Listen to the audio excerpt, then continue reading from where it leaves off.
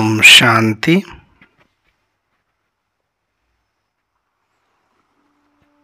ನಾವೆಲ್ಲ ಆತ್ಮರು ಭ್ರೂ ಮಧ್ಯದಲ್ಲಿ ಸ್ಮೃತಿ ಸ್ವರೂಪರಾಗುತ್ತಾ ನಾವೆಲ್ಲ ಆತ್ಮರ ತಂದೆ ಪರಂಪಿತ ಶಿವಬಾಬರವರನ್ನು ಆಹ್ವಾನಿಸುತ್ತಾ ಪ್ರಜಾಪಿತ ಬ್ರಹ್ಮ ಜಗದಂಬಾ ಸರಸ್ವತಿ ಮಮ್ಮಾರವರನ್ನು ಸ್ಮೃತಿ ಮಾಡುತ್ತಾ ವಿಶೇಷವಾಗಿ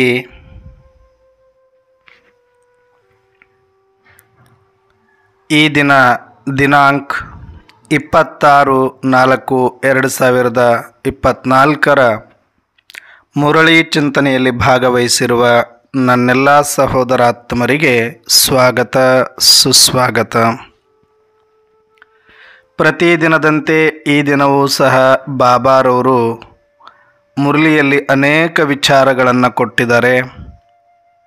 ಆ ಜ್ಞಾನ ಮುರಳಿಯ ಮುಖ್ಯ ಸಾರದ ಕುರಿತಾಗಿ ಸಂಕ್ಷಿಪ್ತವಾದ ಚಿಂತನೆಯನ್ನು ನಾವು ಮಾಡೋಣ.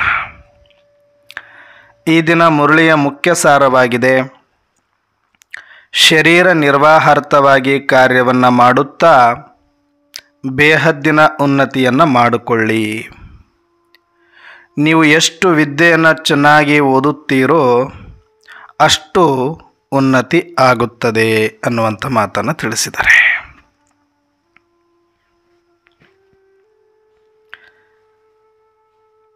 ಸತ್ಯುಗ ಮತ್ತು ಕಲಿಯುಗ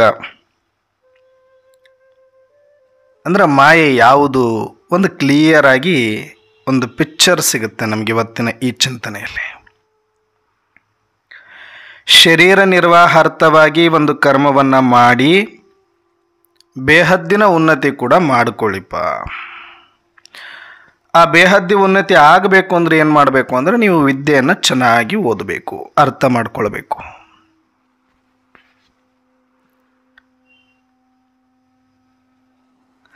ಅಂದರೆ ಎಷ್ಟು ಮಜಾ ಇದೆ ಅಂದರೆ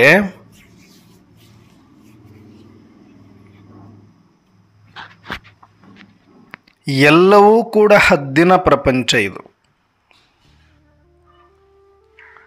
ಹದ್ದಂದರೆ ಯಾವುದಕ್ಕೂ ಕೂಡ ಇಲ್ಲಿ ಬಹಳ ಹೊತ್ತು ವ್ಯಾಲಿಡಿಟಿ ಇರೋದಿಲ್ಲ.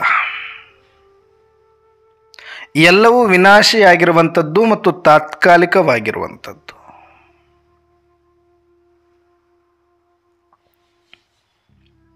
ಆದರೆ ಆ ವಿನಾಶಿ ಮತ್ತು ತಾತ್ಕಾಲಿಕವಾಗಿರುವಂಥದ್ದರ ಸಂಪಾದನೆ ಮಾಡೋದಿದೆಯಲ್ಲ, ಸಂಗ್ರಹಿಸುವುದಿದೆಯಲ್ಲ, ಅದಕ್ಕೆ ಅಪಾರವಾದ ಡೆಡಿಕೇಶನ್ನು, ಸಮಯ ಮತ್ತು ಪರಿಶ್ರಮವನ್ನು ಡಿಮ್ಯಾಂಡ್ ಮಾಡುತ್ತೆ. ಅದು ಇಷ್ಟೇ ತಿಳ್ಕೊಂಬಿಡಿ. ಒಂದು ಫಲವತ್ತಾದ ಭೂಮಿ, ಇನ್ನೊಂದು ಬಂಜರು ಭೂಮಿ. ಫಲವತ್ತಾದ ಭೂಮಿಯಲ್ಲಿ ಪರಿಶ್ರಮನೂ ಕಡಿಮೆ, ಫಸಲು ಜಾಸ್ತಿ. ಆದರೆ ಅದೇ ಬಂಜರು ಭೂಮಿಯಲ್ಲಿ ಪರಿಶ್ರಮನೂ ಕಡಿಮೆ, ಪರಿಶ್ರಮ ಅಪಾರವಾಗಿರುತ್ತೆ, ಜಾಸ್ತಿ. ಬಂಜರು ಭೂಮಿಯಲ್ಲಿ ಒಂದು ಸಲಿಗೆ ಬರಲ್ಲ, 2 ಸಲ 3 ಸಲ 4 ಸಲ ಪ್ರಯತ್ನ ಪಟ್ಟು ಕೊನೆಗೆಲ್ಲೋ ಒಂದು ಚಿಗುರು ಹೊಡೆದ್ರೆ ಅದನ್ನು ಕಾಪಾಡಿಕೊಂಡು, ಅದನ್ನು ಬೆಳೆಸ್ಕೊಂಡು, ಅದನ್ನು ಉಳಿಸ್ಕೊಂಡು ಹೋಗೋದ್ರಲ್ಲಿ ಸುಸ್ತಾಗಿ ಹೋಗ್ತೀವಿ. ಮತ್ತು ಕೊನೆಗೆ ಫಲನಾದರೂ ಚೆನ್ನಾಗಿ ಬರುತ್ತೆ ಅಂದರೆ ಫಲನೂ ಕಡಿಮೆ. ಪರಿಶ್ರಮ ಜಾಸ್ತಿ, ಫಲ ಕಡಿಮೆ ಬಂಜರು ಭೂಮಿಗೆ. ಹಾಗೆ ಈ ಸತ್ಯುಗ ಮತ್ತು ಕಲಿಯುಗ ಏನು ಅಂದರೆ, ಸತ್ಯುಗ ಫಲವತ್ತಾದ ಭೂಮಿ ಇದ್ದಂಗೆ.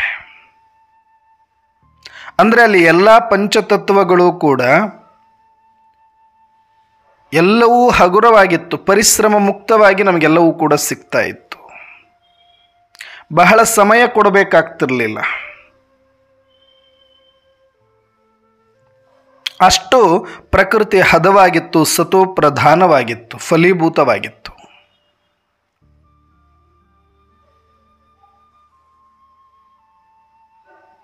ಆದರೆ ಅದೇ ಕಲಿಯುಗದಲ್ಲಿ ಈ ಪಂಚತತ್ವಗಳು ಬರಡಾಗೋಗಿದೆ, ಸಾರವಿಲ್ಲ, ನಿಸ್ಸಾರ ಆಗೋಗಿದೆ.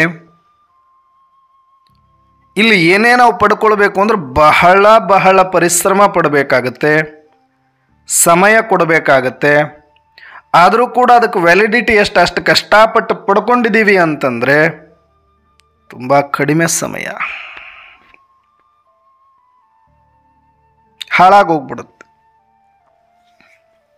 ಒಂದು ಹಾಲನ್ನು ನಾವು ಒಂದು ಹಸುವಿನಿಂದ ಪಡಿಬೇಕು ಅಂತಂದರೆ ಒಂದು ಹಸು ಅದಕ್ಕಾಗಿ ಒಂದಷ್ಟು ಮೇವು, ಅದಕ್ಕಾಗಿ ಒಂದಷ್ಟು ಜಾಗ, ಅದರ ಸಗಣಿಯನ್ನು ಬಳಿದು ಅದು ಕೊಡುವ ಒಂದು ಲೋಟ ಹಾಲ ಅದು ಇರೋದು ಒಂದು ದಿನ ಮಾತ್ರ. ವ್ಯಾಲಿಡಿಟಿ ಇಲ್ಲ.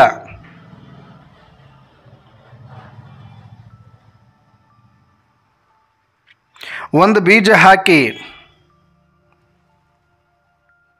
ಅದಕ್ಕೆ ಬಹಳ ಪರಿಶ್ರಮ ಪಟ್ಟು ಅದನ್ನು ಬೆಳೆದು ಅದು ಕೂಡ ಬಹಳ ಕಡಿಮೆ ಫಸಲು ಮತ್ತು ಬಹಳ ಕಡಿಮೆ ಅವಧಿಯಲ್ಲಿ ಅದು ಹಾಳಾಗೋಗುತ್ತೆ.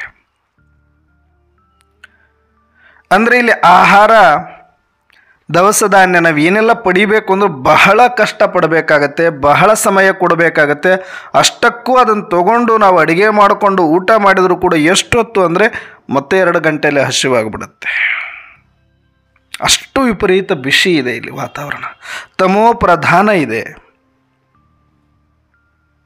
ಮತ್ತೆ ಅದನ್ನು ಸಂಗ್ರಹ ಮಾಡಬೇಕು, ಮತ್ತೆ ಪರಿಶ್ರಮ ಪಡಬೇಕು, ಮತ್ತೆ ಸಮಯ ಕೊಡಬೇಕು. ಒಂದು ಹೊತ್ತು ಊಟಕ್ಕೆ ಅದು 2 ಗಂಟೆಗಳಲ್ಲಿ ಅದು ಏನು ಡೈಜೆಸ್ಟ್ ಆಗೋಗುತ್ತೆ, ಅದಕ್ಕೆ ನಾವಲ್ಲಿ 6 ಗಂಟೆ ಕೆಲಸ ಮಾಡಬೇಕು.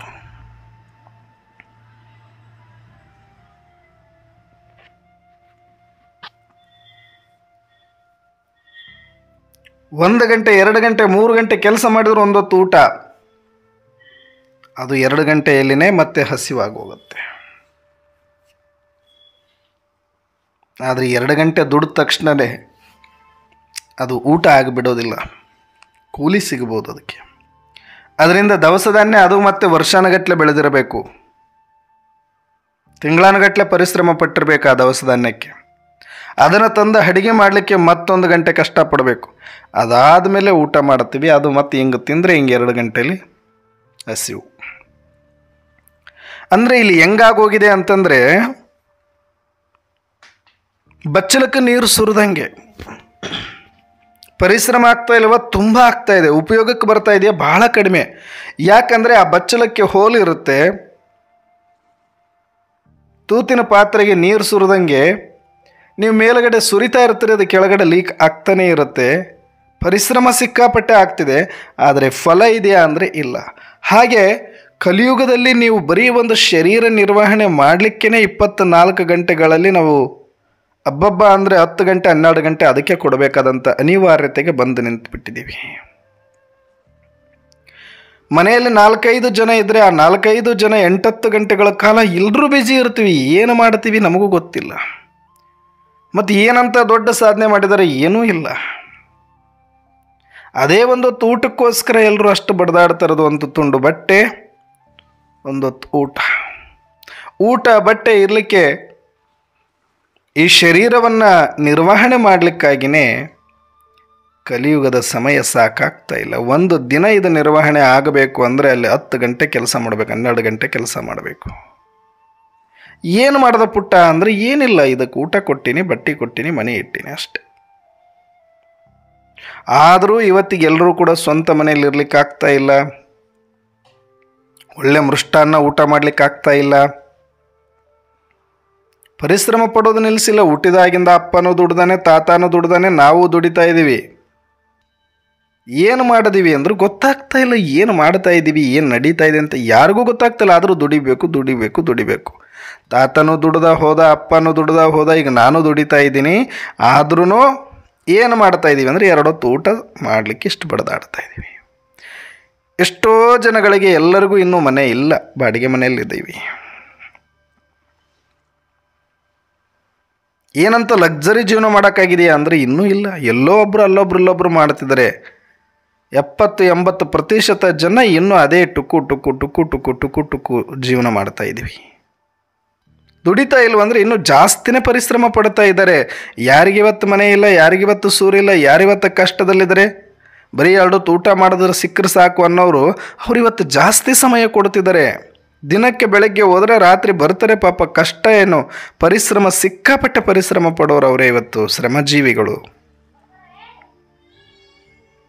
ಆದರೆ ಜೀವನ ಹೆಂಗಿದೆ ಅಂದರೆ ಅದೇ ಟುಕು ಟುಕು ನಡೀತಾ ಇದೆ.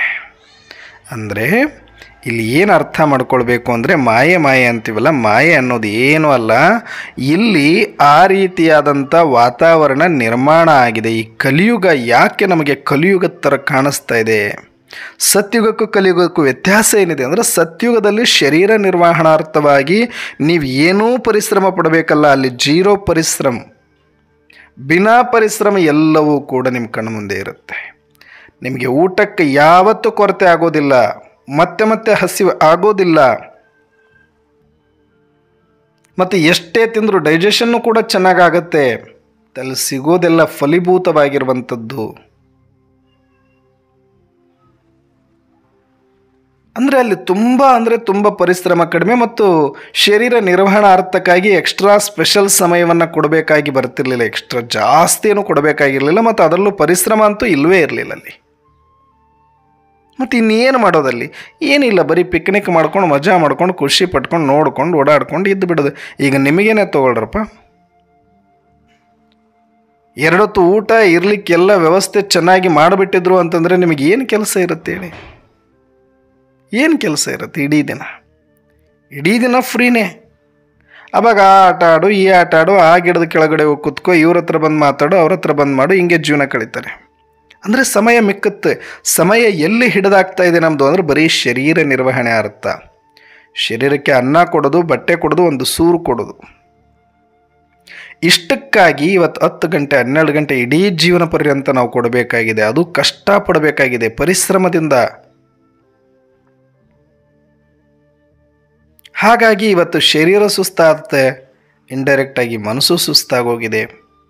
ಶರೀರ ಮನಸ್ಸು ಎರಡೂ ತಮೋಪ್ರಧಾನ ಪ್ರಕೃತಿ, ತಮೋಪ್ರಧಾನ ಮನಸ್ಸು, ತಮೋಪ್ರಧಾನ ವಾತಾವರಣ, ತಮೋಪ್ರಧಾನ ಸಮಾಜ ಇರೋದರಿಂದ ನಮಗೆ ಎಲ್ಲವೂ ಇಲ್ಲಿ ಪರಿಶ್ರಮ ಅನ್ನಿಸ್ತಾ ಇದೆ. ಒಂದು ಸಂಬಂಧದಲ್ಲೂ ಪರಿಶ್ರಮ, ಸಂಪತ್ತಿನಲ್ಲೂ ಪರಿಶ್ರಮ, ಸಂಪಾದನೆಯಲ್ಲೂ ಪರಿಶ್ರಮ, ಊಟದಲ್ಲೂ ಪರಿಶ್ರಮ, ನಿದ್ರೆಯಲ್ಲೂ ಪರಿಶ್ರಮ, ಎಲ್ಲದಕ್ಕೂ ಪರಿಶ್ರಮ ಪಡಬೇಕು. ಇಲ್ಲಿ ನಿದ್ದೆ ಮಾಡಬೇಕಂದ್ರೂ ಕಷ್ಟಪಡಬೇಕು, ಊಟ ಮಾಡಬೇಕು, ಕಷ್ಟಪಡಬೇಕು, ಬದುಕೋದಕ್ಕಿಲ್ಲಿ ಕಷ್ಟಪಡಬೇಕಾಗಿದೆ. ಇದು ಕಲಿಯುಗದ ವೈಶಿಷ್ಟ್ಯ. ಆ್ಯಕ್ಚುಲಿ ಸತ್ಯುಗದಲ್ಲಿ ಇದು ಯಾವುದಕ್ಕೂ ಕೂಡ ನಾವು ಸಮಯ ಕೊಡ್ತಾನೆ ಇರಲಿಲ್ಲ, ಪರಿಶ್ರಮ ಪಡ್ತಾನೆ ಇರಲಿಲ್ಲ. ಆರಾಮ್ ಪಸಂದಲ್ಲಿ. ಆದರೆ ಇಲ್ಲಿ ಅದಕ್ಕೆ ನಾವು ಕಾಯಕ, ಕರ್ಮ, ಏನೆಲ್ಲ ಟೈಟಲ್ಗಳನ್ನು ಕೊಟ್ಕೊಂಡಿದ್ದೀವಿ. ಏನಕ್ಕೆ ಅಂದರೆ ಬರೀ ಒಂದು ಶರೀರ ನಿರ್ವಹಣೆ ಮಾಡೋಕ್ಕೆ.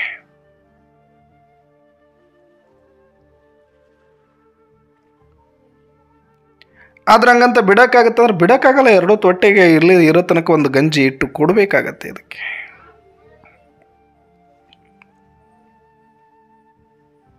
2 ಹೊತ್ತು ಗಂಜಿ ಕೊಡಬೇಕು.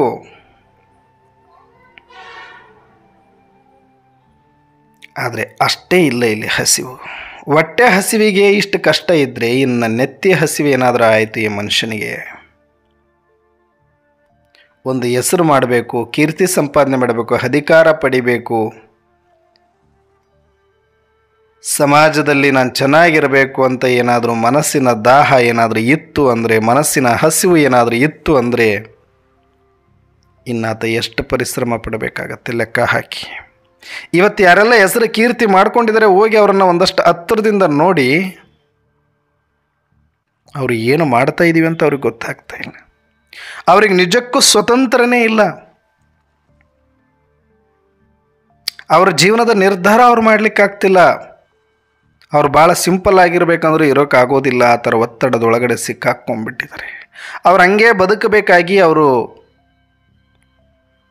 ಚಕ್ರವ್ಯೂಹದೊಳಗಡೆ ಸಿಕ್ಕಾಕ್ಕೊಂಡ್ಬಿಟ್ಟಿದ್ದಾರೆ. ಅದರೊಳಗಡೆ ಹೋಗೋವರೆಗೂ ಚೆನ್ನಾಗಿರುತ್ತೆ. ಯಾವುದೋ ಒಂದು ಹೆಸರು, ಕೀರ್ತಿ, ಅಧಿಕಾರ, ಅಂತಸ್ತು ಅಂತ ಒಳಗಡೆ ಹೋಗೋವರೆಗೂ ಏನೋ ಒಂಥರ ಕುತೂಹಲ ಇರುತ್ತೆ. ಆದರೆ ಆ ಅಧಿಕಾರ, ಅಂತಸ್ತು ಪಡಿತಾ ಹೋದರೆ ಆಮೇಲೆ ಅನಿಸುತ್ತೆ, ಯಾಕಾದರೂ ನಾನು ಹೆಸರು ಮಾಡಿದೆ, ಯಾಕಾದರೂ ಇಷ್ಟೊಂದು ಕೀರ್ತಿ ಪಡ್ಕೊಂಡೆ, ಯಾಕಾದರೂ ಇಷ್ಟು ಸಂಪಾದನೆ ಮಾಡ್ಕೊಂಡು ಕೂತ್ಕೊಂಡೆ. ಮಾಡೋ ತನಕ ಒಂದು, ಆದರೆ ಮಾಡಿದ ಮೇಲೆ ಇನ್ನೊಂದು ಭಯ, ಅದನ್ನು ಕಾಯೋ ಭಯ, ಅದನ್ನು ಬಳಸೋ ಭಯ, ಹೆಸರು ಕೀರ್ತಿ ಗಳಿಸಿದರೆ ಅದು ಹಾಳಾಗದಂತೆ ನೋಡಿಕೊಳ್ಳೋ ಭಯ. ಈ ರೀತಿಯಾಗಿ ಹೆಸರು ಕೀರ್ತಿ ಸಂಪಾದನೆ ಮಾಡಿದರೂ ಕೂಡ ಅವರು ಬಹಳ ಇವತ್ತು ಪರಿಶ್ರಮ ಪಡ್ತಿದ್ದಾರೆ. ಇವತ್ತು ನಿಜವಾಗಲೂ ಯಾರು ಕಲಿಯುಗದಲ್ಲಿ ಆರಾಮವಾಗಿದ್ದಾರೆ ಅಂತಂದರೆ, ಯಾರು ಬಹಳ ಸರಳ ಜೀವನ ಇಟ್ಕೊಂಡಿದ್ದಾರೆ, ಬಹಳ ಸಿಂಪಲ್ಲಾಗಿ ಬದುಕ್ತಿದ್ದಾರೆ. ಒಂದು ಸಣ್ಣ ಮನೆ ಇದ್ದರೂ ಪರವಾಗಿಲ್ಲ, ಒಂದೆರಡು ಹೊತ್ತು ಊಟಕ್ಕೆ ಎಷ್ಟು ಬೇಕೋ ಅಷ್ಟು ಮಾತ್ರ ಪರಿಶ್ರಮ ಪಟ್ಕೊಂಡು, ಒಂದು ಅರ್ಧ ಚಾಪೆ ಇದ್ದರೂ ನೆಮ್ಮದಿಯಿಂದ ಕಣ್ತುಂಬ ನಿದ್ದೆ ಮಾಡುವಂಥವ್ರು ಯಾರಿದ್ದಾರೋ ಅವ್ರ ಜೀವನ ಇವತ್ತು ಮಸ್ತಾಗಿದೆ. ಅದಕ್ಕೆ ಇದನ್ನು ಪ್ರಜಾಪ್ರಭುತ್ವ ಅಂತ ಕರೆಯೋದು. ಹಿಂದೆ ನಾವು ಚಿಕ್ಕವರಿದ್ದಾಗ ಒಂದು 40 ವರ್ಷ 50 ವರ್ಷದ ಕೆಳಗಡೆ ಕಷ್ಟ ಕಷ್ಟ ಕಷ್ಟ ಅಂತ ಕಾರ್ಮಿಕರೆಲ್ಲರೂ ಸ್ಟ್ರೈಕ್ ಮಾಡೋರು, ರಾಜಕೀಯ ದೊಡ್ಡ ದೊಡ್ಡ ಹುದ್ದೆಯಲ್ಲಿ ಇರುವಂಥವ್ರು ಎಲ್ಲರೂ ಕೂಡ ಆರಾಮಾಗಿ ಮನೆಯಲ್ಲಿ ಟಿ ವಿಯಲ್ಲಿ ನೋಡಿಕೊಂಡು ನಕ್ಕೊಂಡು ಆರಾಮಾಗಿರೋರು. ಆದರೆ ಇವತ್ತು ಪರಿಸ್ಥಿತಿ ಎಷ್ಟು ಉಲ್ಟಾ ಆಗಿದೆ ಅಂತಂದರೆ, ಇವತ್ತು ಎಲ್ಲರೂ ನಾವು ಟಿ ವಿಯಲ್ಲಿ ಕೂತ್ಕೊಂಡು ಆರಾಮಾಗಿದ್ವಿ, ಬೋರ್ಡ್ಗಳು ಹಿಡ್ಕೊಂಡು ಯಾರು ಅಧಿಕಾರದಲ್ಲಿ ದೊಡ್ಡ ದೊಡ್ಡ ಹುದ್ದೆಯಲ್ಲಿದ್ದಾರೆ ಅವರು ಬೀದಿ ಬೀದಿ ಬೀದಿ ಬೀದಿ ಅಲಿತಾ ಇದ್ದಾರೆ ಇವಾಗ. ಅಂದರೆ ಆ ಅಧಿಕಾರ ಅಂತಸ್ತಿನ ಒಂದು ವಿಪರೀತತೆ ಈ ಕಲಿಯುಗದ ಅಂತಿಮ ಸಮಯದಲ್ಲಿ ಯಾರು ಹೆಸರು ಕೀರ್ತಿಯಿಂದ ಹೋಗಿದ್ದಾರೆ ಅವ್ರಿಗೆ ಭಾರಿ ಕಷ್ಟ ಇರುತ್ತೆ. ಅವರು ಬಹಳ ಸಮಯವನ್ನು ಕೊಡಬೇಕಾಗತ್ತೆ, ಅವರು ಸ್ವತಂತ್ರನೇ ಇರೋದಿಲ್ಲ ಮತ್ತು ಅವರು ಪರಿಶ್ರಮ ಜಾಸ್ತಿ ಪಡಬೇಕಾಗತ್ತೆ ಅದನ್ನು ಉಳಿಸ್ಕೊಳ್ಳೋದಕ್ಕೆ. ಅಧಿಕಾರ ಅಧಿಕಾರ ಅಧಿಕಾರ ಅಂತ ಬಡದಾಡ್ತಾರೆ, ಆದರೆ ಅದೇ ಅಧಿಕಾರ ಉಳಿಸ್ಕೊಳ್ಳೋದಕ್ಕೆ ಬೀದಿ ಬೀದಿ ಬೀದಿ ಬೀದಿ ಇವತ್ತು ನಾಯಿ ಅಲ್ದಂಗೆ ಅಲಿತಾ ಇದ್ದಾರೆ. ಅವ್ರ ಕಾಲಿಡಿ ಇವ್ರ ಕಾಲಿಡಿ, ಬರೀ ಒಂದು ಅಧಿಕಾರ ಉಳಿಸ್ಕೊಳ್ಳೋದಕ್ಕೋಸ್ಕರ. ಮತ್ತು ವರ್ಷ ಪೂರ್ತಿ ಎಷ್ಟು ಬಿಜಿ ಅಂದರೆ ಅವ್ರಿಗೋಸ್ಕರ ಅವರು ಟೈಮ್ ಕೊಡಲ್ಲ, ಅವ್ರ ಮನೆಗೋಸ್ಕರ ಅವರು ಟೈಮ್ ಕೊಡಲ್ಲ, ಅವ್ರ ಸಂಬಂಧಿಗಳಿಗೆ ಅವರು ಟೈಮ್ ಕೊಡಲ್ಲ. ಹಾಗಂತ ತನಗಿಷ್ಟಪಟ್ಟಂಗಾದ್ರೂ ಇರ್ತಾ ಇದ್ರೆ ಅದನ್ನೂ ಇರೋಕ್ಕಾಗ್ತಿಲ್ಲ. ಎಲ್ಲ ಒತ್ತಡದೊಳಗಡೆ ಒಂದು ತಿರುಪತಿ ತಿಮ್ಮಪ್ಪನ ಕ್ಯೂವಲ್ಲಿ ನಿಂತಂಗೆ ಯಾರ್ಯಾರು ಹೆಂಗೆ ತಳ್ಕೊಂಡು ಹೋಗ್ತಾರೆ ಹಂಗಂಗೆ ಹೋಗಿ ಅಲ್ಲಿ ಬಿದ್ದು ಬಿಡೋದಷ್ಟೆ. ಹಾಗಾಗಿದೆ, ಒತ್ತಡಕ್ಕೊಳಗಾಗಿದ್ದಾರೆ. ಇವತ್ತು ಯಾರ ಹೆಸರು ಕೀರ್ತಿ ಸಂಪಾದನೆ ಅತಿಯಾಗಿ ಮಾಡ್ಕೊಂಡಿರೋರು ಆ ರೀತಿ ಒತ್ತಡದಲ್ಲಿದ್ದಾರೆ. ಅವರು ಸ್ಕ್ರಿಪ್ಟ್ ಥರ ಅವರು ಜೀವನ ಮಾಡಬೇಕು, ಅವ್ರಿಗೆ ಸ್ವತಂತ್ರವಾಗಿ ಎಲ್ಲಂದ್ರಲ್ಲೇ ಹೇಗಂದ್ರಾಗೆ ಇರ್ತೀನಿ ಅಂತ ಇರೋಕ್ಕಾಗಲ್ಲ.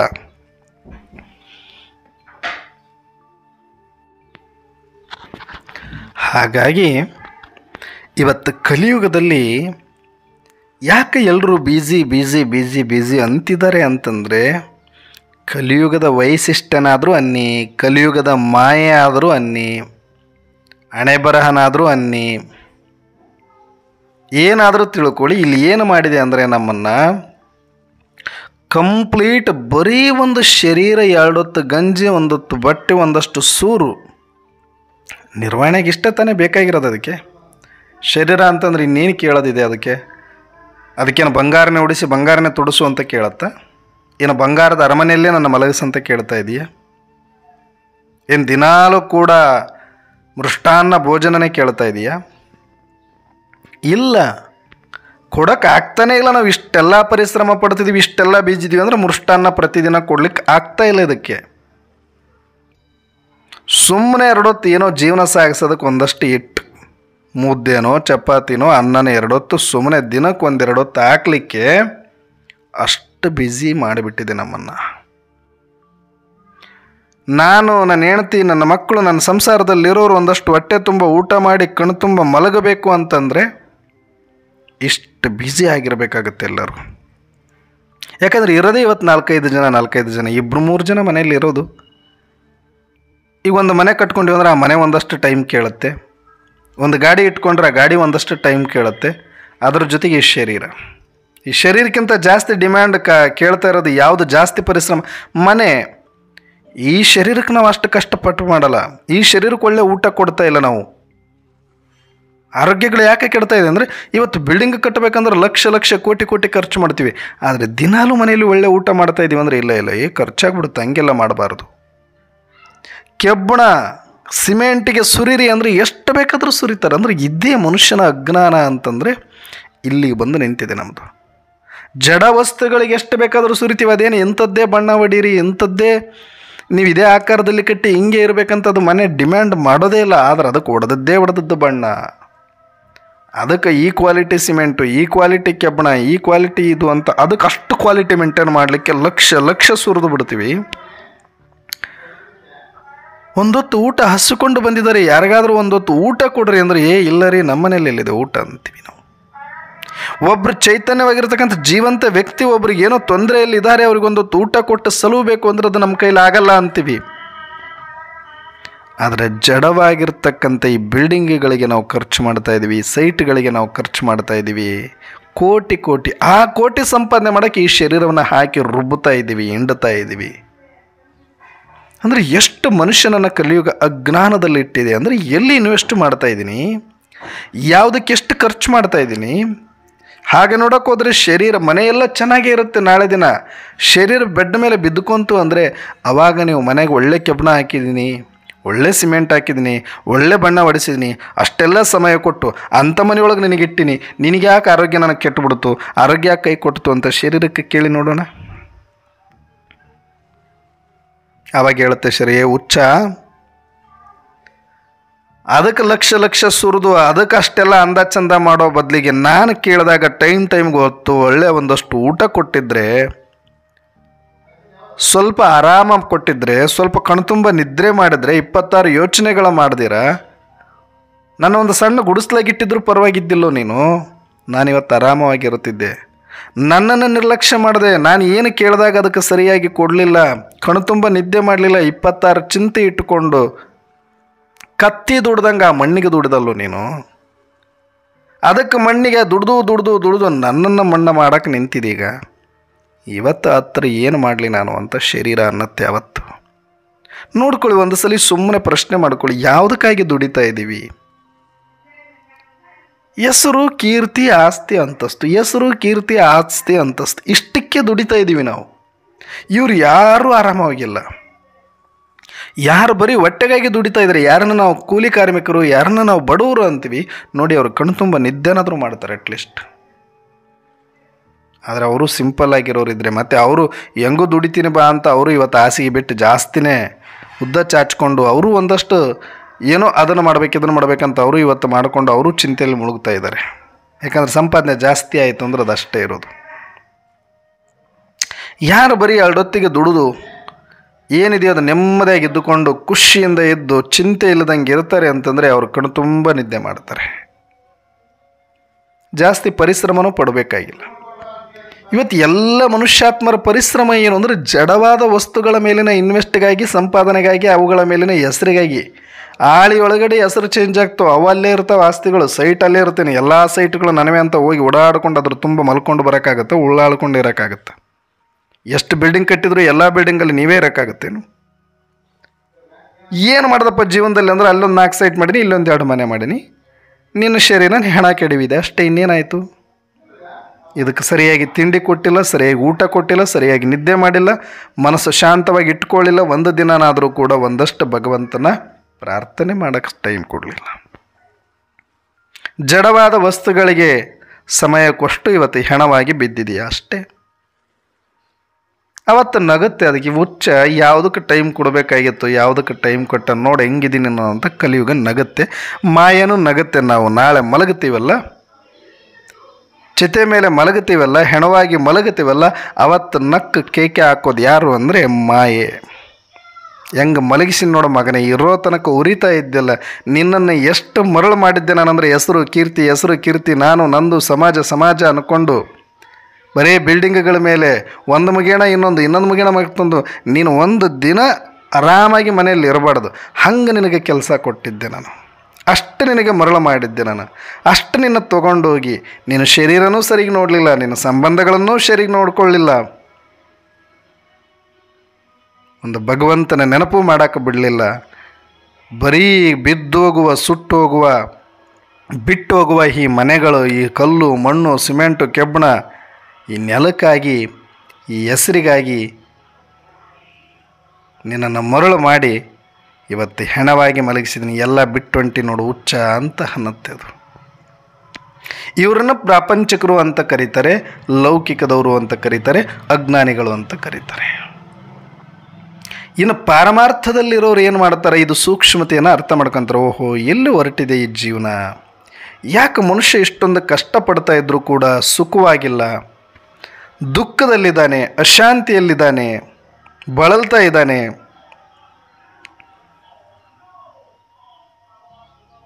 ಆಗ ಅದಕ್ಕೆ ಗೊತ್ತಾಯಿತು,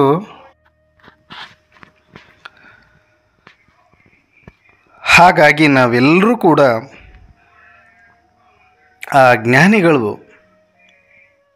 ಹೆಂಗೆ ಯೋಚನೆ ಮಾಡ್ತಿದ್ರು ಹಂಗೆ ಯೋಚನೆ ಮಾಡಬೇಕಾಗಿದೆ. ಇವತ್ತು ಅವ್ರು ಅಂದ್ಕೊಳ್ತಾ ಇದ್ರು, ಅವರಿಗೆಲ್ಲ ಪ್ರಶ್ನೆ ಬಂತು, ಏನಕ್ಕೆ ಇಷ್ಟೆಲ್ಲ ಮನುಷ್ಯರು ಒದ್ದಾಡ್ತಾ ಇದ್ದಾರೆ, ಏನಿದೆ ಹಬ್ಬಬ್ಬ ಅಂದರೆ ಇಲ್ಲಿ ಪ್ರಾಣಿಗಳು ಬದುಕಿದ್ದಾವೆ, ಪಕ್ಷಿಗಳು ಬದುಕಿದ್ದಾವೆ. ನನಗೂ ಕೂಡ ಎಷ್ಟೋ ಸಲ ಅನ್ನಿಸ್ತಾ ಇತ್ತು, ಎಷ್ಟು ಆರಾಮಿದೆ ಈ ಪಶುಗಳ, ಪ್ರಾಣಿಗಳ, ಪಕ್ಷಿಗಳ ಜೀವನ. ಅವಕ್ಕೂ ಶರೀರ ಇದೆ, ಅವಕ್ಕೂ ಹೊಟ್ಟೆ ಇದೆ, ಅವಕ್ಕೂ ಹಸಿವಿದೆ, ಅವಕ್ಕೇನು ಮೋಸ ಇಲ್ಲ, ನಮಗೂ ಅವಕ್ಕೇನು ವ್ಯತ್ಯಾಸ, ಅವಕ್ಕೆ ಹಸಿವೇ ಆಗಲ್ಲ ರೀ ಅಂತ ಇಲ್ಲ. ಅವಕ್ಕೂ ಹಸಿವಿದೆ, ತೃಷೆ ಇದೆ, ದಾಹ ಇದೆ, ಅವಕ್ಕೂ ಚಳಿ ಆಗುತ್ತೆ, ಅವಕ್ಕೂ ಪ್ರಕೃತಿ ಎಲ್ಲ ವೈಪರೀತ್ಯಗಳ ಅನುಭವ ಆಗುತ್ತೆ, ಅವು ಮನೆ ಕಟ್ಕೊಳ್ತವೆ. ಆದರೆ ಅವು ಜೀವನ ಪರ್ಯಂತ ಎಷ್ಟು ಚಂದ ಹಾರಿ ಹಾಡಿ ನಕ್ಕು ನಲಿದು ಬದುಕಿ ಒಂದು ದಿನ ಹೋದರೂ ಕೂಡ ವಾರೆ ವಾ ಪ್ರಕೃತಿ, ವಾ ಭಗವಂತ, ವಾ ಅಂತ ಹೋಗ್ತವೆ. ಯಾಕಂದರೆ ಈ ಪ್ರಕೃತಿಯ ಸೌಂದರ್ಯವನ್ನು ನಿಜವಾಗಿ ಅನುಭವಿಸುವುದು ಆ ಪಕ್ಷಿಗಳು. ಅಷ್ಟು ಚಂದ ಹಾರಾಡ್ತವೆ ಗಗನದ ಎತ್ತರಕ್ಕೆ, ಏನು ಸಿಕ್ಕುತ್ತೋ ಅದನ್ನೊಂದಷ್ಟು ತಿಂತವೆ, ಮತ್ತೆ ಪ್ರತಿದಿನ ತಮ್ಮ ತಮ್ಮ ಗೂಡಲ್ಲಿ ಸೇರಿಕೊಂಡು ಆರಾಮವಾಗಿ ನೆಮ್ಮದಿಯ ನಿದ್ದೆ ಮಾಡ್ತವೆ. ರಾತ್ರಿಯಲ್ಲಿ ಯಾವುದಾದ್ರೂ ಪಕ್ಷಿಗಳು ಗಲಾಟೆ ಮಾಡೋದು ನೋಡಿದ್ರ, ಯಾವುದಾದ್ರೂ ಕೋರ್ಟಿಗೆ ಹೋಗಿರೋದು ನೋಡಿದ್ರ, ಜೈಲಿಗೆ ಹೋಗಿರೋದು ನೋಡಿದ್ದೀರಾ, ಕೊಲೆ ಮಾಡಿರೋದು ನೋಡಿದ್ದೀರಾ? ಎಷ್ಟು ಪ್ರಶಾಂತವಾಗಿ, ಅವು ಸಾವಿರಾರು ಲಕ್ಷಾಂತರ ಸಂಖ್ಯೆಯಲ್ಲಿದ್ದಾವೆ, ಒಂದು ಎರಡಲ್ಲ. ಗಿಜಗನ ಗೂಡು ಅಷ್ಟು ಸಪ್ರೇಟ್ ಮನೆಯಲ್ಲಿ ಇರ್ತವೆ ಅಂತ ಏನಿಲ್ಲ. ಒಂದೇ ಮನೆಯಲ್ಲಿ ಅಡ್ಜಸ್ಟ್ ಆಗಿ 4-5 ಇರುವಂಥದ್ದು ಇದೆ. ಒಂದು ಸಣ್ಣ ಸಂಧಿ ಸಿಕ್ಕರೆ ಸಾಕು, ಅಲ್ಲೇ ಆರಾಮಾಗಿ ಉಳ್ಕೊಳ್ಳುವಂಥದ್ದು. ಒಂದು ರಾತ್ರಿ ಕಳೆಯೋದಕ್ಕೆ ಎಷ್ಟು ಬೇಕು ಅಷ್ಟು ಮಾತ್ರ ನೋಡ್ಕೊಳ್ತವೆ, ಮತ್ತು ಹಗಲೆಲ್ಲ ಹೊರಗಡೆನೇ ಇರ್ತವೆ. ಪ್ರಕೃತಿಯ ಜೊತೆಗಿದ್ದು ಪ್ರಕೃತಿಯನ್ನು ಅನುಭವಿಸ್ತಾ, ಪ್ರಕೃತಿಯ ಜೊತೆಗೆ ಹೊಂದಿಕೊಂಡು ತಮ್ಮ ಜೀವನವನ್ನು ಅನುಭವಿಸುವುದನ್ನು ಕಲಿತಿದ್ದಾರೆ. ಹಾಗಾಗಿ ಅವುಗಳು ಈ ಪ್ರಕೃತಿಯನ್ನು ಇವತ್ತಿಗೂ ಕೂಡ ಅನುಭವಿಸ್ತಾ ಕಳೀತಾ ಇದ್ದಾವೆ.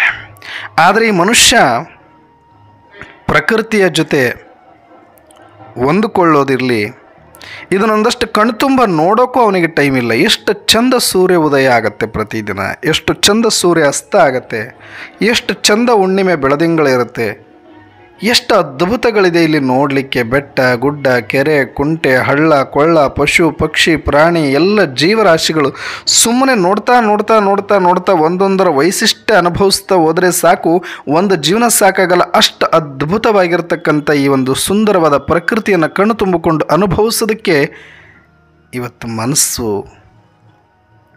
ಇಲ್ಲ. ಎಷ್ಟೋ ಜನಗಳಿಗೆ ಮನಸ್ಸಿದ್ರೂ ಕೂಡ ಸಮಯ ಇಲ್ಲ. ಅದಕ್ಕೆ ಜ್ಞಾನಿಗಳು ಏನು ಮಾಡಿದರು, ಓಹೋ ಎಲ್ಲಿ ತಪ್ಪುತ್ತಾ ಇದೆ ಅದು. ಇಡೀ ಎಲ್ಲ ಜೀವರಾಶಿಗಳಲ್ಲಿ ಮಾನವ ಜನ್ಮ ದೊಡ್ಡದು ಅಂತ ನಾವು ಹೇಳ್ಕೊಳ್ತೀವಿ, ಬುದ್ಧಿವಂತ ಪ್ರಾಣಿ ಅಂತ ಅಂದ್ಕೊಳ್ತೀವಿ. ಇಷ್ಟು ಬುದ್ಧಿ ಇಟ್ಕೊಂಡು ಇವತ್ತು ಜಾಸ್ತಿ ಅಳ್ತಾ ಇರೋದು ಮನುಷ್ಯನೇ, ಜೈಲಲ್ಲಿರೋದು ಮನುಷ್ಯನೇ, ಕೊಲೆ ಮಾಡ್ತಾ ಇರೋದು ಮನುಷ್ಯನೇ, ಹಾಸ್ಪಿಟ್ಲ್ ಕಟ್ಕೊಂಡಿರೋದು ಮನುಷ್ಯನೇ. ಇಷ್ಟು ದರಿದ್ರತನ, ಇಷ್ಟು ರಕ್ತದ ನದಿಯನ್ನು ಹರಿಸ್ತಾ ಇರೋದು, ದ್ವೇಷದ ದಳ್ಳೂರಿಯಲ್ಲಿ ಬೇಯ್ತಾ ಇರೋದು, ಚಿಂತೆಯ ಚಿತೆಯಲ್ಲಿ ಮುಳುಗಿರೋದು ಇವತ್ತು ಮನುಷ್ಯನೇ ಹೊರತಾಗಿ ಯಾವ ಪ್ರಾಣಿ ಪಕ್ಷಿಗಳು ಅಲ್ವಲ್ಲ. ಏನಂಗಂದ್ರೆ ಇದಕ್ಕೆಲ್ಲ ಕಾರಣ, ಓಹೋ ಇವನು ಮಾಡಿಕೊಂಡಿರೋ ಸಂಸಾರ ಇದಕ್ಕೆ ಕಾರಣ ಇರಬಹುದು.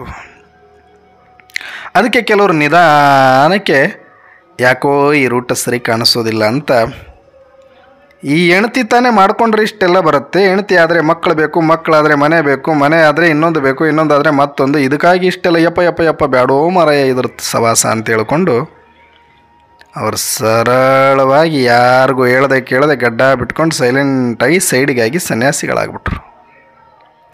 ಈ ಭಯಕ್ಕೇನೆ ಇಲ್ಲೇ ದಾರಿ ತಪ್ಪಿ ಬಿಟ್ಟಿದ್ದಾರೆ, ಇದನ್ನೇ ಕಟ್ ಮಾಡ್ಕೊಂಡ್ಬಿಟ್ರೆ ನಾನು ಆರಾಮಾಗಿರಬಹುದು ಅಂತ. ಆದರೆ ಆಮೇಲೆ ಅವ್ರಿಗೆ ಗೊತ್ತಾಯಿತು ಅದನ್ನು ಸುಳ್ಳು ಅಂತ. ಯಾಕೆ ಅಂದರೆ ಇಲ್ಲ, ಇಲ್ಲಿ ಬೇಕು, ನೀವು ಸನ್ಯಾಸಿ ಆದರೂ ಸಂಸಾರಿ ಆದರೂ, ನೀವು ಗಡ್ಡ ಬಿಟ್ಟರು ಕಾವಿ ಹಾಕಿದ್ರು ನಿಮಗೂ ಇಲ್ಲಿ ಹಸಿವಾಗತ್ತೆ, ನಿಮಗೂ ಇಲ್ಲಿ ಊಟ ಬೇಕು, ನಿಮಗೂ ಇಲ್ಲಿ ರೋಗ ಬರುತ್ತೆ, ನಿಮಗೂ ನೋಡ್ಕೊಳ್ಳೋಕೆ ಯಾರೋ ಒಬ್ಬರಿಬ್ಬರು ಬೇಕಾಗತ್ತೆ, ನಿಮಗೂ ಮನಸ್ಸಿದೆ, ನಿಮಗೂ ನೋವಾಗತ್ತೆ, ಕಷ್ಟ ಸುಖ ಹಂಚ್ಕೊಳ್ಳೋದಕ್ಕೆ ಏನೋ ಒಂದಷ್ಟು ಮನಸ್ಸುಗಳು ಬೇಕಾಗತ್ತೆ ಅನ್ನೋ ಸತ್ಯ ಬಹಳ ಲೇಟಾಗಿ ಅವರಿಗೆ ಅರ್ಥ ಆಗುತ್ತೆ. ಆ ಸಮಯದಲ್ಲಿ ಆ ಕಡೆನೂ ಇಲ್ಲ ಈ ಕಡೆನೂ ಇಲ್ಲ, ಅವ್ರದ್ದು ಕೂಡ ಸಾಕಾಗಿ ಅವರು ಕೂಡ ಸುಖ ಅನುಭವಿಸೋಕ್ಕೇನೂ ಆಗಲಿಲ್ಲ. ಆದರೆ ಇದ್ದದರಲ್ಲಿ ಇವ್ರಿಗೆ ಹೋಲಿಸಿದ್ರೆ ಎಷ್ಟೋ ಪರವಾಗಿಲ್ಲ ಅನ್ನೋ ಥರದಲ್ಲಿ ಅವರು ಸ್ವಲ್ಪ ಅನುಭವಿಸಿದರು. ಆದರೆ ಇಲ್ಲಿ ಬುದ್ಧಿವಂತರು ಯಾರು ಅಂದರೆ, ಈ ಕಲಿಯುಗಕ್ಕೆ ಶರೀರಕ್ಕೆ ಒಂದಷ್ಟು ಊಟ ಬೇಕು,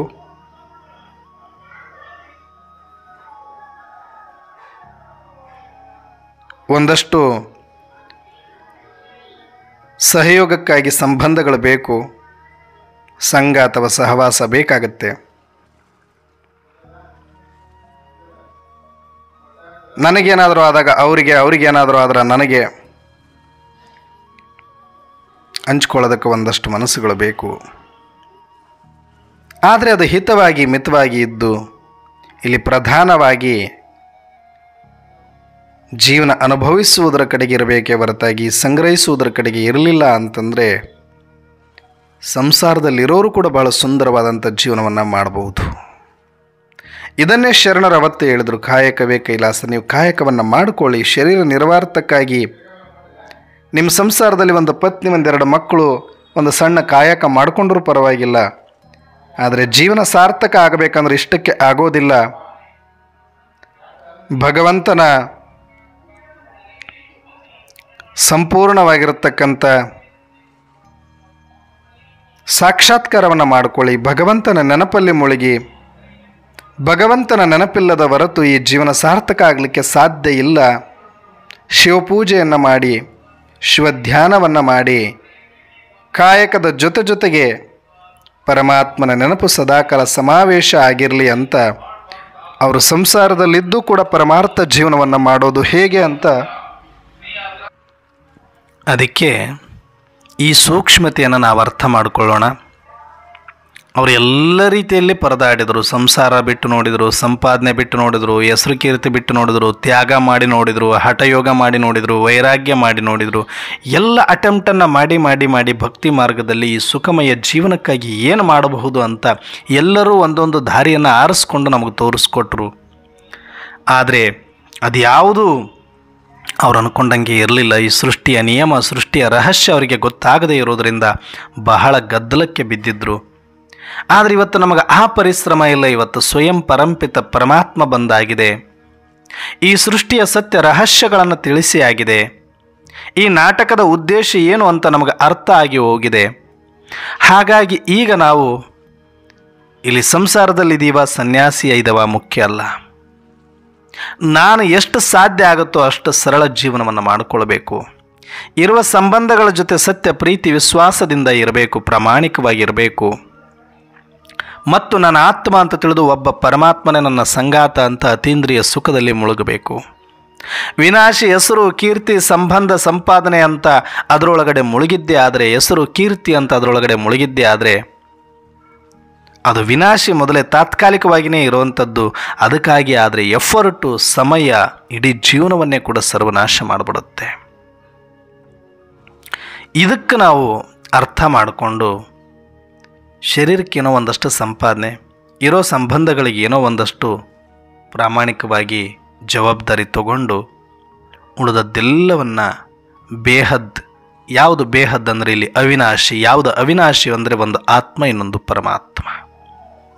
ನಾನು ಆತ್ಮ ಮತ್ತು ಪರಮಾತ್ಮ ಈ ಬೇಹದ್ದಿನ ಸಂಪಾದನೆ ಏನು ಅಂತಂದರೆ, ಬೇಹದ್ದಿನ ಉನ್ನತಿ ಅಂತಂದರೆ ಎಷ್ಟು ನನ್ನನ್ನು ನಾನು ಆತ್ಮ ಅಂತ ತಿಳಿತಾ ಅತೀಂದ್ರಿಯ ಸುಖದಲ್ಲಿ ಹೋಗ್ತೀನಿ, ಅವಿನಾಶಿ ಸುಖದಲ್ಲಿ ಹೋಗ್ತೀನಿ, ಆನಂದದಲ್ಲಿ ಮುಳುಗಿರ್ತೀನಿ.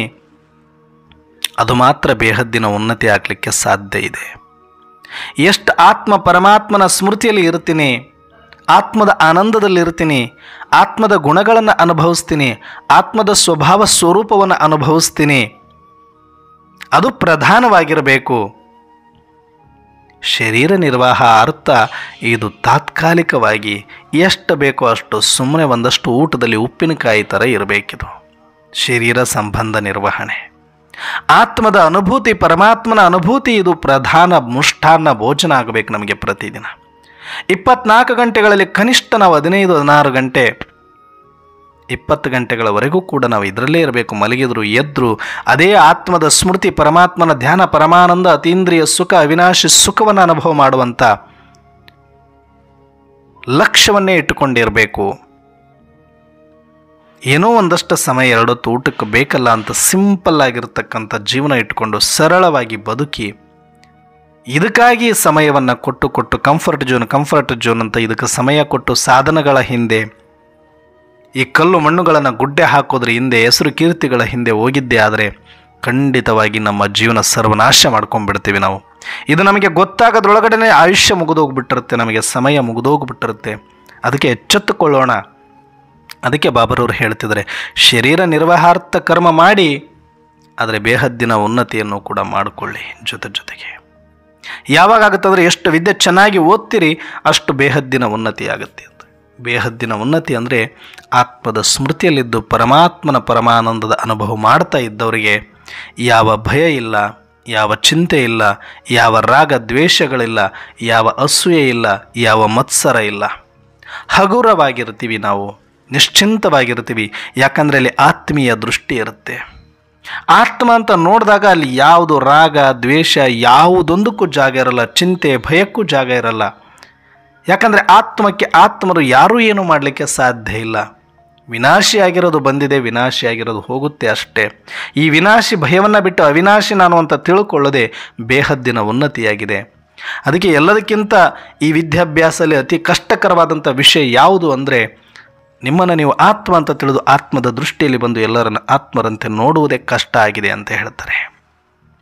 ಅದಕ್ಕೆ ಯಾಕೆ ನಾನು ಪ್ರತಿದಿನ ಆತ್ಮ ಆತ್ಮ ಆತ್ಮ ಆತ್ಮ ಅನ್ನೋ ಅಭ್ಯಾಸ ಮಾಡಿಕೊಳ್ಳ್ರಿ, ಮತ್ತು ಅದರ ದೃಷ್ಟಿಯಲ್ಲಿ ಎಲ್ಲರನ್ನು ನೋಡುವಂಥ ಅಭ್ಯಾಸನೂ ಕೂಡ ಬಹಳ ದಿನಗಳ ಕಾಲ ಮಾಡಬೇಕಾಗತ್ತೆ. ಇನ್ನೊಬ್ಬರನ್ನ ನೋಡೋದ್ರಿಂದ ಅವರಿಗೇನೋ ಲಾಭ ಆಗುತ್ತಲ್ಲ, ಅದರಿಂದ ನನಗೆ ಲಾಭ ಆಗೋದಿದೆ. ಯಾಕಂದರೆ ಎಷ್ಟು ನನ್ನ ಆತ್ಮದ ಸ್ಮೃತಿಯಲ್ಲಿ ಇರ್ತೀನಿ ಅಷ್ಟು ನಿರ್ಭಯ, ನಿಶ್ಚಿಂತ, ನಿರ್ವಿಘ್ನ, ನಿಜಾನಂದದಲ್ಲಿ ಇರ್ತೇನೆ. ಅದಕ್ಕೆ ನಾನು ಪ್ರತಿದಿನ ಇದನ್ನು ಕುಟ್ಟಿ ಆತ್ಮದ ಪಾಠವನ್ನು ಪಕ್ಕಾ ಮಾಡಿಕೊಳ್ಬೇಕು ಅಂತ ಬ್ರಹ್ಮ ಮಮ್ಮಾವರವರು ಯಾವುದು ಮಾಡಿದ್ರು ಅದನ್ನೇ ಈಗ ನಾವು ಮಾಡಬೇಕು ಅಂತಿಮದಲ್ಲಿ ಅಂತಾನೆ ಪ್ರತಿದಿನ ಆತ್ಮದ ಬಗ್ಗೆ ಮಾತಾಡ್ತೀವಿ. ನಾನು ಮಾತಾಡೋದ್ರಲ್ಲಿ ಬಾಬರವರು ಪ್ರತಿದಿನ ಅದನ್ನೇ ತಾನೇ ಹೇಳ್ತಾ ಇದ್ರು. ಆದರೆ ನಾವೇನು ಮಾಡ್ತಾ ಇದ್ವಿ, ಆ ಪಾಯಿಂಟ್ಸ್ಗಳನ್ನ ಹಿಡ್ಕೊಳ್ಳೋದು ಬಿಟ್ಟು ವಿಸ್ತಾರದಲ್ಲಿ ಸತ್ಯುಗದ ಇನ್ಯಾವುದೋ ಪಾತ್ರದ ಪಾಯಿಂಟ್ಗಳನ್ನ ಹಿಡ್ಕೊಂಡು ಬಾಬರವರು ವೆರೈಟಿ ಹೇಳ್ತಿದ್ದಾರೆ ಅಂತ ಅನ್ನಿಸುತ್ತೆ. ಆದರೆ ಅವರು ಮೂಲ ಇಂಟೆನ್ಷನ್, ಮೂಲ ಬೀಜ ಆತ್ಮದ ಬಗ್ಗೆನೇ ಇರುತ್ತೆ, ಆತ್ಮ ಉನ್ನತಿಯ ಬಗ್ಗೆನೇ ಇರುತ್ತೆ, ಆತ್ಮದ ಸ್ಮರಣೆಯ ಬಗ್ಗೆನೇ ಇರುತ್ತೆ, ಅವಿನಾಶಿ ಸುಖದ ಬಗ್ಗೆನೇ ಇರುತ್ತೆ.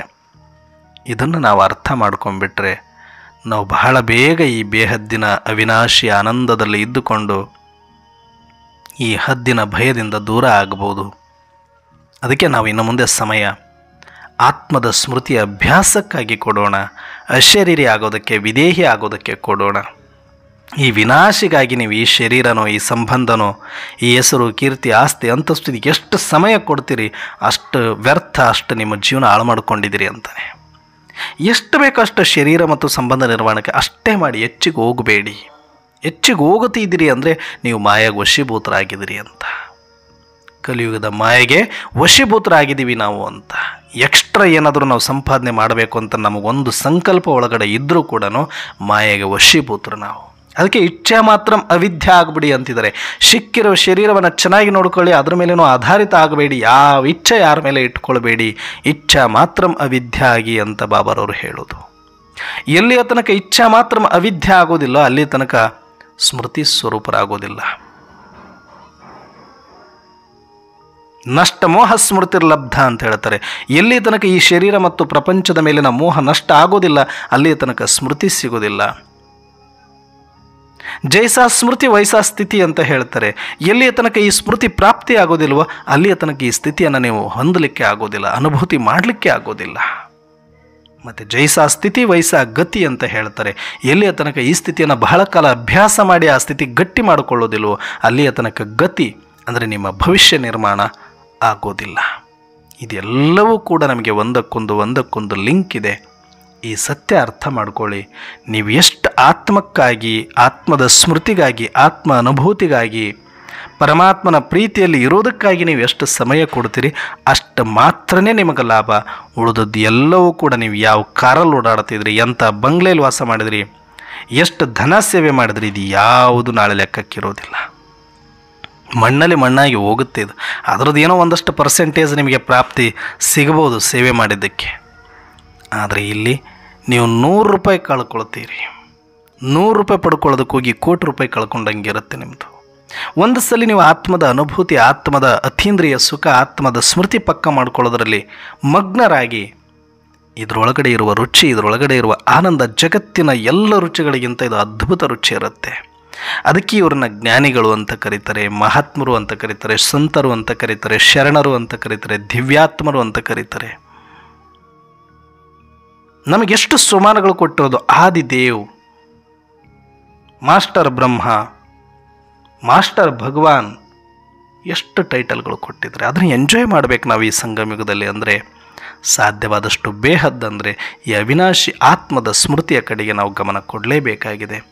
ಹಾಗಾಗಿ ನಾವೆಲ್ಲರೂ ಕೂಡ ಈ ಸತ್ಯವನ್ನು ಅರ್ಥ ಮಾಡಿಕೊಂಡು ಇದೇ ವಿದ್ಯೆಯನ್ನು ಚೆನ್ನಾಗಿ ಓದೋದು ಅಂತಂದರೆ ಈ ಸತ್ಯವನ್ನು, ಈ ಸೀಕ್ರೆಟನ್ನು ಅರ್ಥ ಮಾಡಿಕೊಂಡು ಇದಕ್ಕಾಗಿಯೇ ಸಮಯ ಕೊಡೋದು ಬಿಟ್ಟರೆ ಶರೀರಕ್ಕೆ, ಸಂಬಂಧಕ್ಕೆ, ಹೆಸರು ಕೀರ್ತಿಗೆ ನಾನು ಸಮಯ ಕೊಡೋದೇ ಇಲ್ಲ. ಎಷ್ಟು ಬೇಕಷ್ಟು ಮಾತ್ರ ಅದರಲ್ಲಿ ಜಿಪುಣರಾಗಿ, ಶರೀರಕ್ಕಾಗಿ ಸಮಯ ಕೊಡೋದ್ರಲ್ಲಿ ಜಿಪುಣರಾಗಿ, ಜಡ ವಸ್ತು, ಈ ಮನೆ, ಅದು ಇದು ಹಾಳು ಮೂಳು ಅಂತ ತಲೆ ಕೆಡಿಸ್ಕೊಂಡು ಅದಕ್ಕಾಗಿ ಬಹಳ ಎಲ್ಲಿದ್ದರೂ ಬದುಕ್ತೀವಿ ರೀ. ಒಂದಿನ ಎಲ್ಲಿದ್ದರೂ ಸತ್ತೋಗ್ತೀವಿ. ಒಗಿತಾರೆ, ಸುಡುಗಾಡಿಗೆ ತೊಗೊಂಡೋಗಿ, ಇಲ್ಲ ಸುಟ್ಟು ಹಾಕ್ತಾರೆ. ನೀನು ಎಂಥ ಅರಮನೆ, ಬಂಗಾರದ ಅರಮನೆ ಕಟ್ಕೊಂಡು ಒಳಗಡೆ ಇದ್ದರೂ ಕೂಡ ಕಿತ್ಕೊಂಡು ಹೊರಗಡೆ ಬಂದು ಸುಟ್ಟು ಹಾಕಿಬಿಡ್ತಾರೆ ನೀನು ಒಂದು ಕ್ಷಣಕ್ಕೆ. ಇದಕ್ಕಿಷ್ಟೊಂದು ಯಾಕೆ ಬಡದಾಡಬೇಕು ನಾವೀಗ? ಯಾರು ಸುಡಕ್ಕಾಗದೇ ಇರುವಂಥ ಸಂಪಾದನೆ ಯಾವುದು ಅಂದರೆ ಆತ್ಮದ ಸಂಪಾದನೆ, ಗುಣಗಳ ಸಂಪಾದನೆ, ಅನುಭವದ ಸಂಪಾದನೆ ಏನಿದೆಯಲ್ಲ, ಪರಮಾತ್ಮನ ಪ್ರೀತಿಯ ಸಂಪಾದನೆ, ಅದನ್ನು ಪಡ್ಕೊಂಡ್ಬಿಡೋಣ. ಅದು ಸುಟ್ಟಷ್ಟು ಇನ್ನೂ ಚೆನ್ನಾಗಿರುತ್ತೆ, ಒಳೆಯುತ್ತೆ. ಬಂಗಾರ ಎಷ್ಟು ಬೆಂಕಿಯಲ್ಲಿ ಬೇಯುತ್ತೋ ಅಷ್ಟು ಒಳಿತಾ ಹೋಗುತ್ತೆ. ಹೇಗೋ ಹಾಗೆ ನಾಳೆ ನಾವು ಶರೀರ ಬಿಟ್ಟ ಮೇಲೆ ಈ ಬೆಂಕಿ ಹಚ್ಚಿದ್ರೂ ಕೂಡ ಈ ಶರೀರಕ್ಕೆ ಒಳಗಡೆ ಆತ್ಮದ ಅನುಭೂತಿಯ ಒಂದು ಒಳಪು ಜಗತ್ತನ್ನು ಪ್ರಕಾಶಿಸುವಷ್ಟು ಬೆಳಗ್ತೀವಿ ನಾವು. ಎದುರು ಕಡೆಗೆ ಗಮನ ಕೊಡೋಣ. ನಾವೆಲ್ಲರೂ ಆತ್ಮಾಭಿಮಾನಿಗಳಾಗಿ ಪರಮಾತ್ಮನ ಪ್ರೀತಿಯನ್ನು ಪಡೆದು ಬೇಹದ್ದಿನ ಉನ್ನತಿಯನ್ನು ಮಾಡಿಕೊಳ್ಳೋಣ ಅಂತ ಹೇಳ್ತಾ ಇವತ್ತಿನ ಚಿಂತನೆಯನ್ನು ಮುಕ್ತಾಯ ಮಾಡ್ತಾ ಇದ್ದೀನಿ. ಅಚ್ಚಾ, ಓಂ ಶಾಂತಿ.